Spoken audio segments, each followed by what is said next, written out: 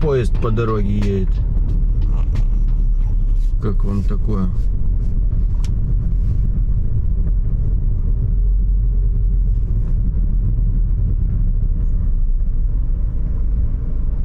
Ну что, поезд, поехали. Ты ж быстрый поезд. Че так медленно?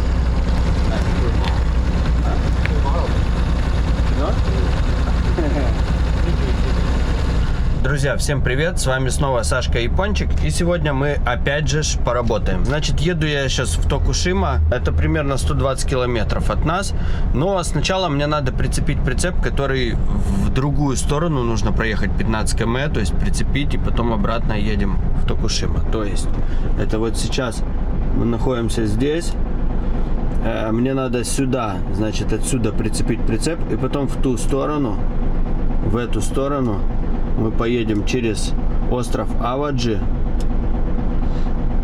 поедем в Токушима. Токушима здесь находится, вот сюда нам ехать. Вот, то есть совсем чуть-чуть. Децл проехать.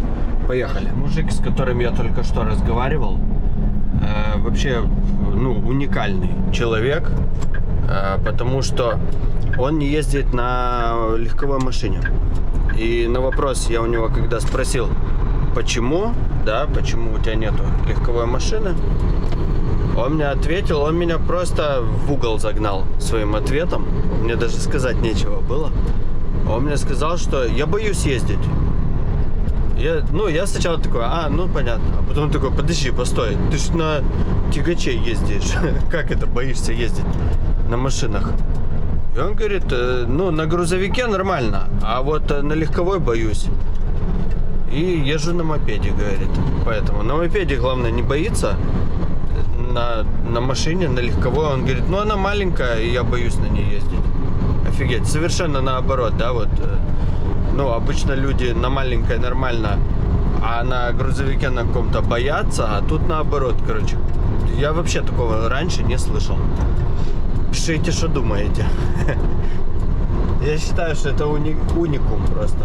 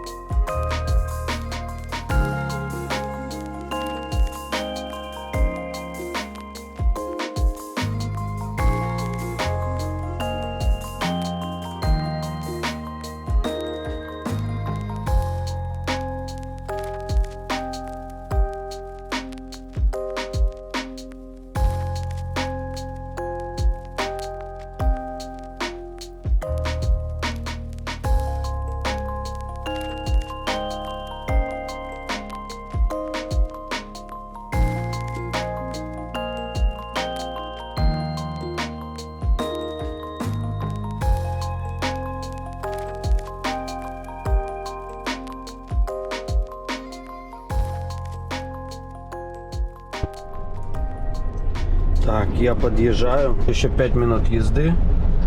И понимаю, что встать мне просто негде. Сейчас буду искать место. Что делать, что делать? Все какие-то магазинчики маленькие. А мне вот сюда, там вообще узко. Ведь там и развернуться негде. Или сразу на место ехать. Сейчас посмотрим.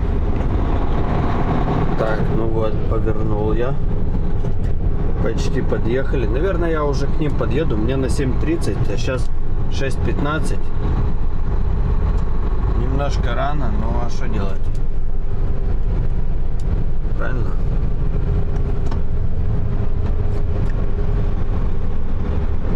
Так. Тогда вот сюда. Следующий поворот. А, нет. И следующий. Через один. Нет, следующий я бы не стал бы сюда ехать, блин. О, а я здесь вообще встать могу. Смотрите, какая красота. Вот так вот нашел местяк. Сейчас я как-то эти деревья только объеду. Аварийку.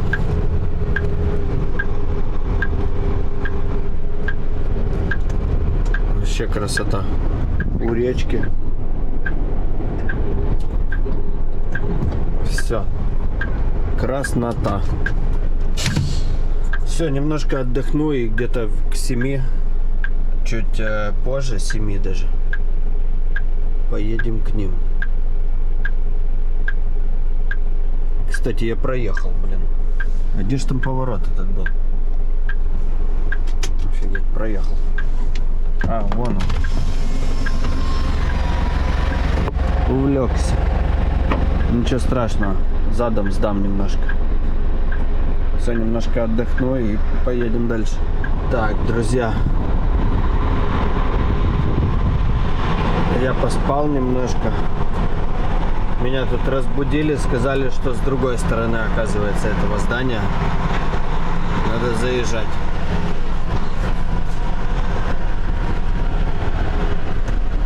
Сейчас посмотрим. Может, я с этой стороны заеду? Или нет? Нет. Давайте с другой.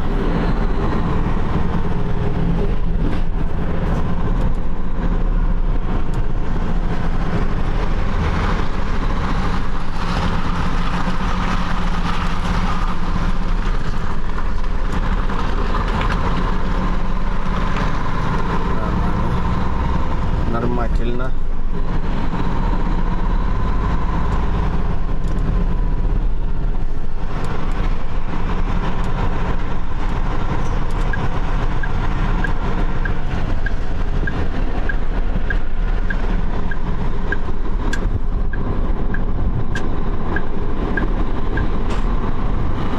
Так, это вот там, где очень узко, я так понял.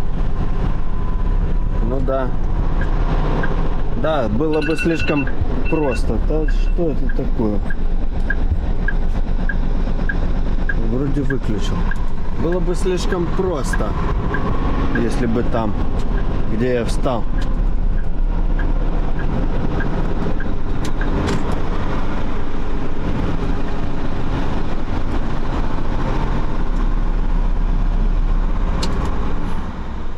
Начали они разгрузку.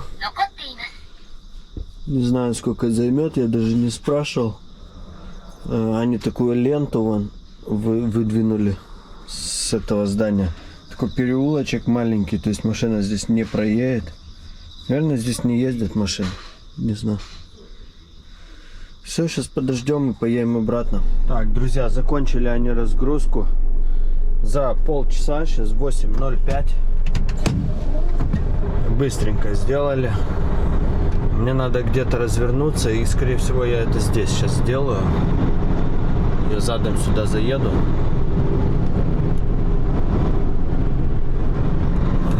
Потому что здесь такая неровная дорога, я бы здесь и развернулся, в принципе.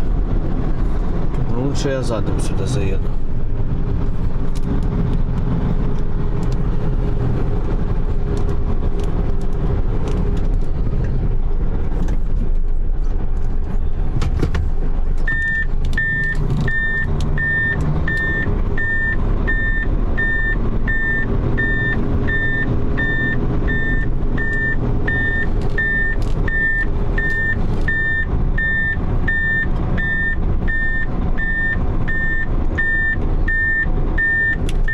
Отлично.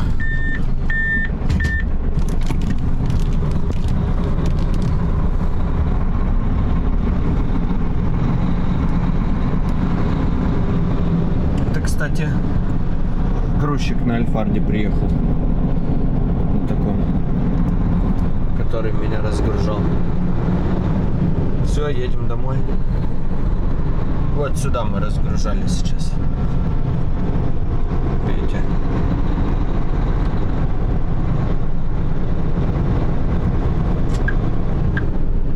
Опа, здесь узковато. Я бы даже сказал, совсем узковато. Чтобы выехать, может выехать. Ой, ну и куда мы?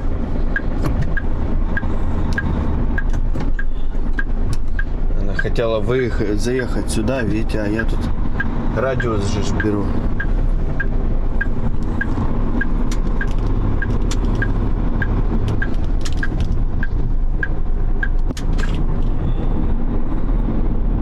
Нормально. В притирочку, как всегда. Люблю я в притирочку. Все, едем домой. А домой приедем и опять, наверное, какая-то работа будет. Скорее всего, я к обеду подъеду. Отдохну и опять на работу. А вот смотрите, сейчас покажу. В шлеме, видите? В белом шлеме, значит, это школьник. В школу едет. Следующая школьница без шлема. Обычно, в общем, в деревнях японские школьники ездят на велосипедах, и у них в ихнюю форму входят шлемы вот эти белые. Очень часто можно в деревне такое увидеть, что едут. Это именно в деревнях. Японские школьники едут в школу на велосипеде и в белом шлеме. Они вот иногда, знаете, я еду и смотрю, они вдоль дороги где-то стоят, да, рядом со своими велосипедами, ну, разговаривают, что-то типа того, и в белом шлеме, и оно выглядит так, как будто это полицейские стоят. То есть белые шлемы я вижу, у меня сразу же, так, надо сбавлять скорость. А потом приглядываюсь, вот видите, опять школьница поехала, приглядываюсь, а то школьники. Вот бывает такое.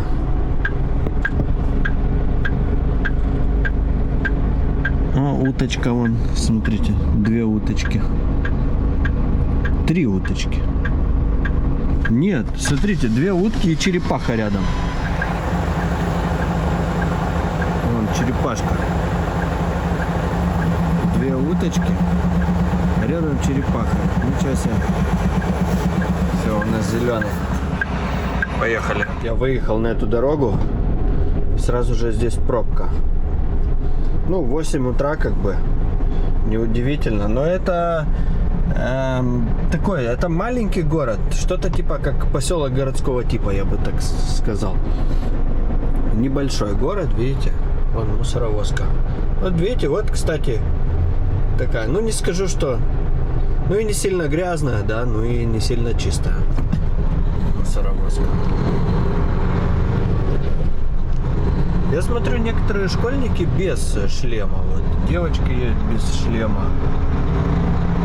Может, у них именно не входит в форму шлем? Потому что обычно у них у всех прямо одинаковые шлемы, вот белые.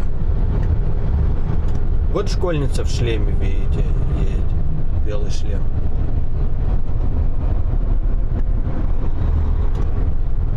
Вот, опять, смотрите, сразу же белый шлем. Такой же.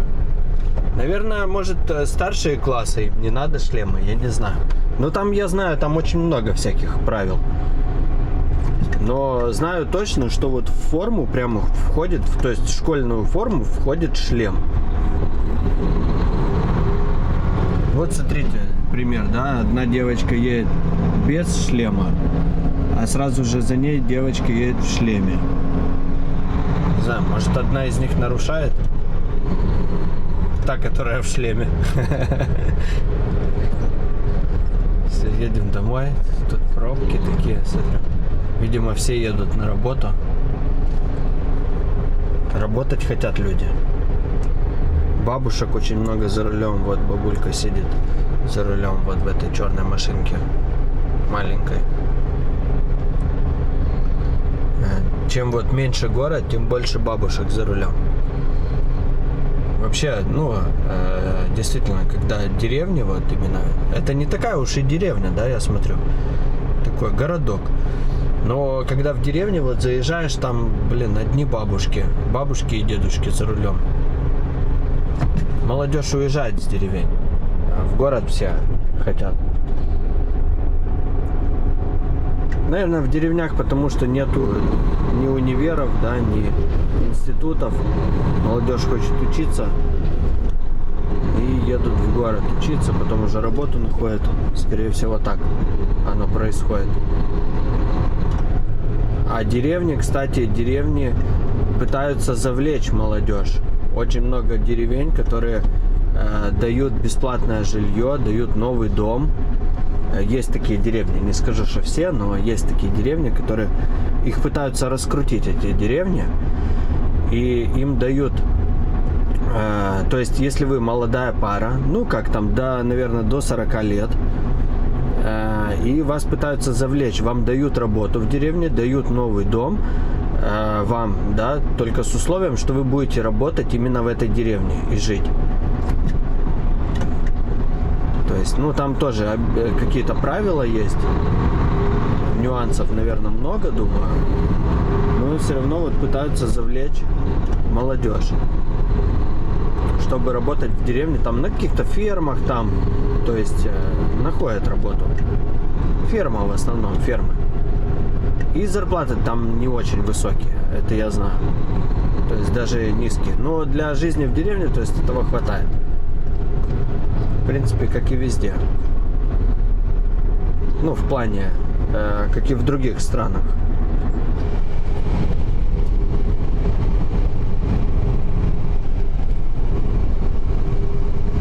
Вот так избираются депутаты, ребят. Они стоят целый день и машут ручкой.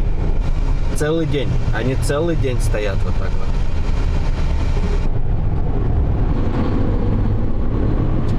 Почему-то одна полоса перекрыта. Сейчас посмотрим, почему. Ремонтники что-то делают. Что же они делают? Что-то делают. Вот он полез куда-то. Смотрите, солнечная батарея на машине установлена. Ничего себе. У ремонтников.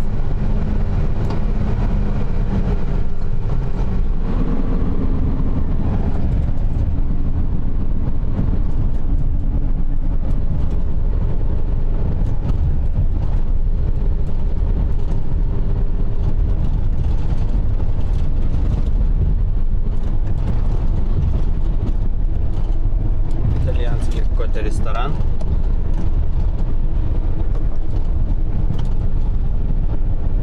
У нас, кстати, всегда, вот когда итальянский ресторан, допустим, висит итальянский флаг возле ресторана. Французский будет французский флаг, американский флаг. То есть всегда флаг висит какой-то, чтобы люди сдалека видели, что это, ну, ресторан именно итальянский. Здесь встречаются несколько течений под этим мостом. И здесь постоянно образуются такие воронки. Постоянно. Вот. Здесь мы чуть-чуть сейчас видим, видите, неспокойная вода. Именно в каких-то местах. С той стороны вон тоже чуть-чуть видно. Оно более вот как под мостом. и образуются воронки. Также, смотрите, вон рыболовные, видите, лодки. Наверное, там много рыбы, скорее всего.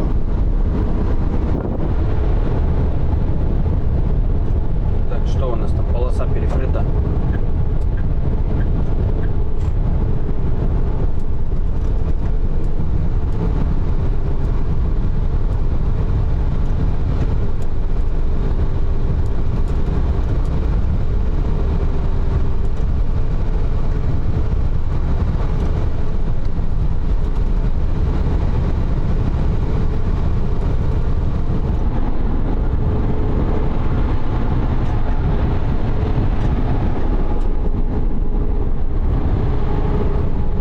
Вот в этом поселении очень много ферм, которые выращивают лук. Вот здесь мы сейчас видим. И едешь, в общем, и запах такой лука стоит именно вот, аж глаза режет. Не, ну на самом деле не режет, но запах очень такой острый. Вот. Здесь очень много лука выращивают. И вот если видите, такие маленькие теплицы есть, типа теплицы, да, такие открытые, под навесом, там они хранят лук обычно. Сейчас, видимо, не сезон, потому что я смотрю, все эти пустые, вот эти вот места для хранения лука пустые. Вот. Но запах стоит, конечно.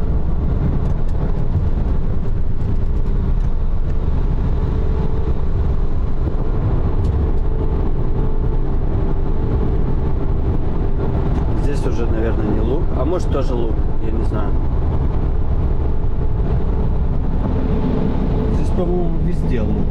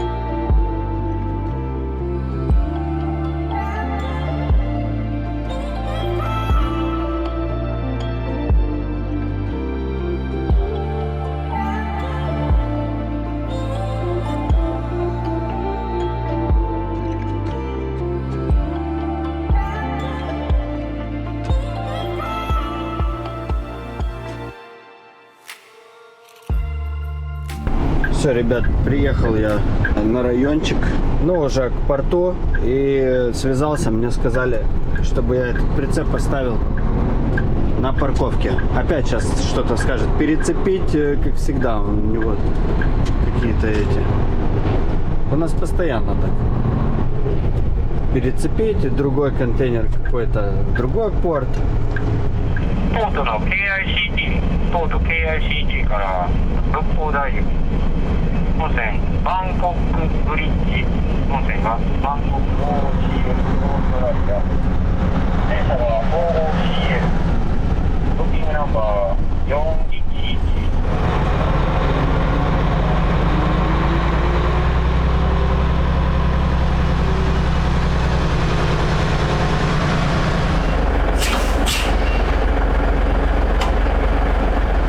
Ну что, он мне сказал отцепить этот контейнер и прицепить пустой прицеп и поехать в порт, чтобы загрузить контейнер пустой на склад.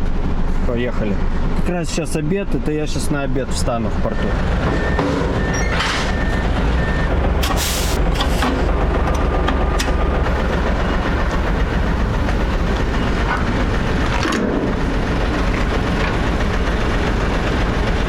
Так, друзья, остановился я на обед. И сейчас будем, как всегда, есть.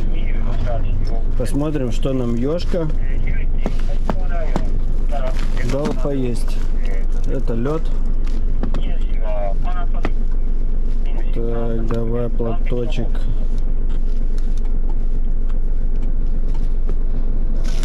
Вилочка. Нормальные у нас вилки. Кто там пишет? Вот, нормальная вилка. Кто-то написал, что маленькие вилки, ложки. Ну, может и была там где-то маленькая вилка.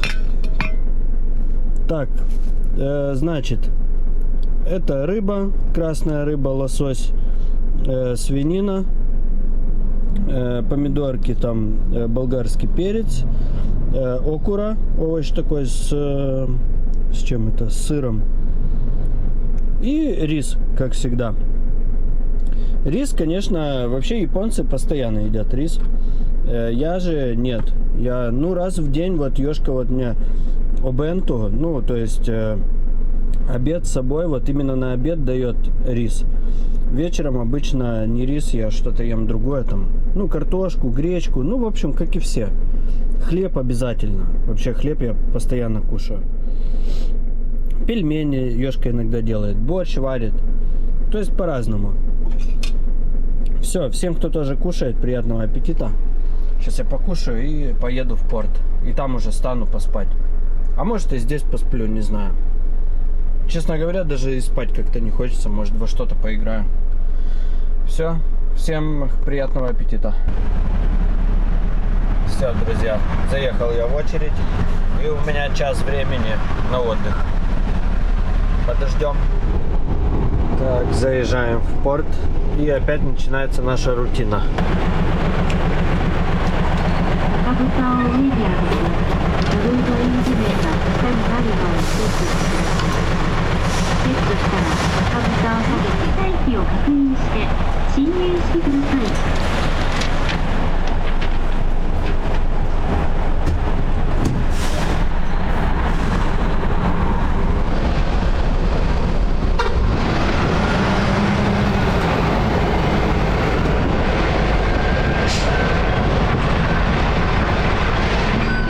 German, London, Denmark, U, GLDU, Q, San, Nana. Все, сказал ехать на склад, там отцепиться, и если там будет какой-то контейнер, который уже загрузили, мне нужно прицепить его. Поехали. Так, ребят, смотрите, здесь слева валяется мопед. Уже очень давно, долгое время, вот он. Не знаю, недели две, наверное. Кто-то выкинул мопед. Вот такое бывает. Причем в этом районе периодически такое случается. Иногда даже машины, их поубирали уже. Было несколько машин. Так, это не меня. Было несколько машин, не помню, каких-то таких 90-х годов. Честно, не помню, что за машины. Какие-то такие обычные. Toyota, по-моему, Corolla, что ли, 90-х годов. И вторая, я не помню даже, что за машина. Тоже вот такие вот, их кто-то выкинул, в общем. И они очень долго лежали, их поубирали совсем недавно. А вот, машины реже, а вот мопеды и велосипеды это часто случается на самом деле. А все потому, что, чтобы утилизировать мопед, продать его невозможно. Если он старый, если он там где-то даже там какой-то карбюратор поломанный, его уже он продать не сможет, этот мопед. И утилизировать нужно деньги платить. Поэтому они так выкидывают где-то, вывозят и выкидывают. Вот такое случается. Редко, конечно, не прям там много, да, но случается. Смотрите, полицейский кого-то поставил. Стоит, пишет. На мотоцикле полицейский поставил машину. Так, приехали. Будем ставить.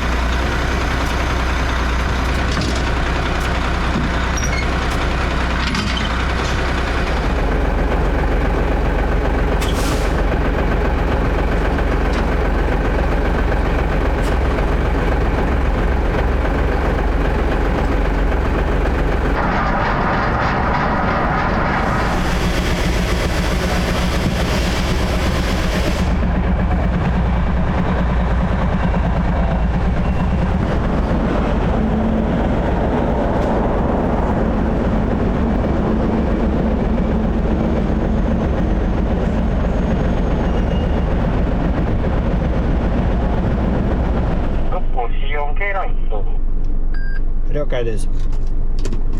Все, в терминал надо сдать этот контейнер. Так.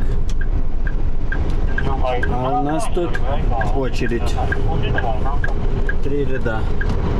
Наверное, на полчаса где-то. Сейчас посмотрим.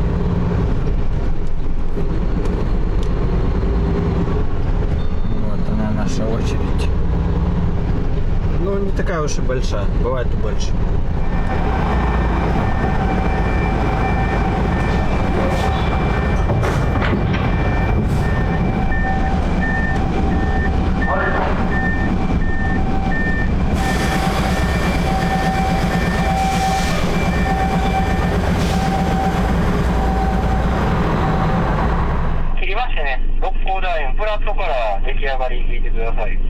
Короче, сказал на парковке оставить прицеп и опять с этого склада забрать другой контейнер и отвезти в другой терминал. Поехали.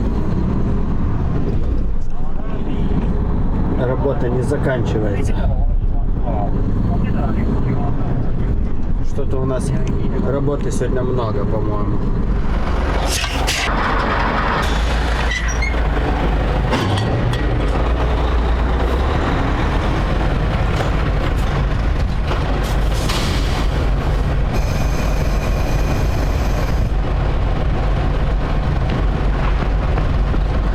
А камера, блин.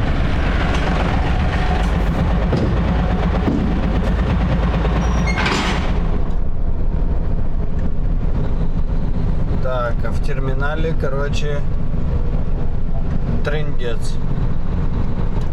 Большая очередь.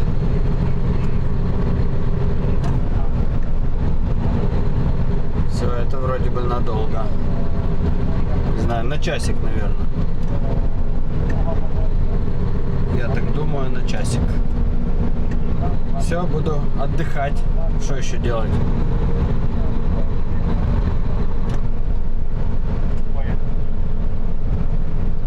Так, друзья, прошло 1,5 часа. 1,5 часа простоял здесь.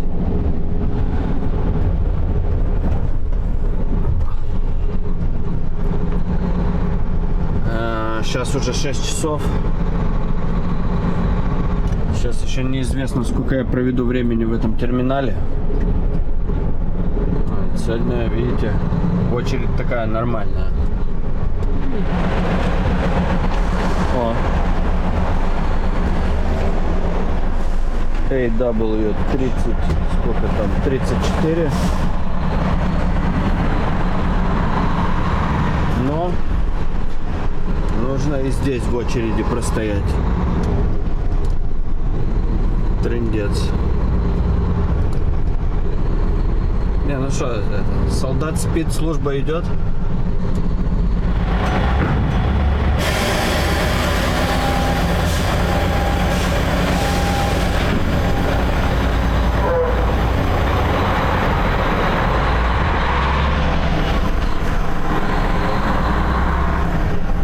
Все, ребята, 6:30. Это я встал в 4:30 в очередь. И сейчас 6:30, считайте, 2 часа. 2 часа заняло. На все про все. Вот выезжаю с терминала. Все, скорее всего, закончил. Ну, по-любому мне сейчас надо вызвать оператора. Что он мне сейчас скажет, сейчас посмотрим. Ну, это по-любому закончил. Обычно работы уже в такое время нету. И он мне скажет, что там на завтра. Самому интересно, что там на завтра.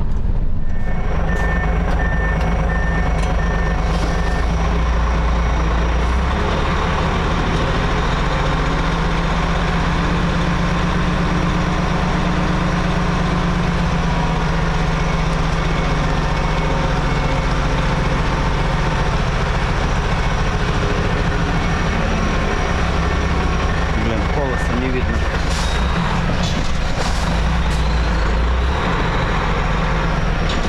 Просто не видно, ее там нету.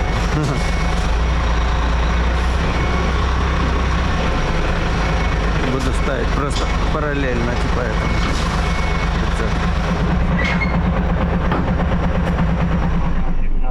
明日の予定は京都の中央倉庫7時着の番詰めです。 Так, завтра мне в Киото на 7 часов утра, то есть надо выезжать где-то в 4, примерно в 4 утра.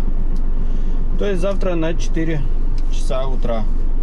Сейчас без 10-7 вечера. Вот и такое бывает. Сейчас много работы, что-то, видите, навалилось. Но это ж хорошо. Мне это очень даже неплохо для меня. Все, ребят, надеюсь, вам понравилось видео. Всего доброго. Всем пока, ребят. Пока-пока.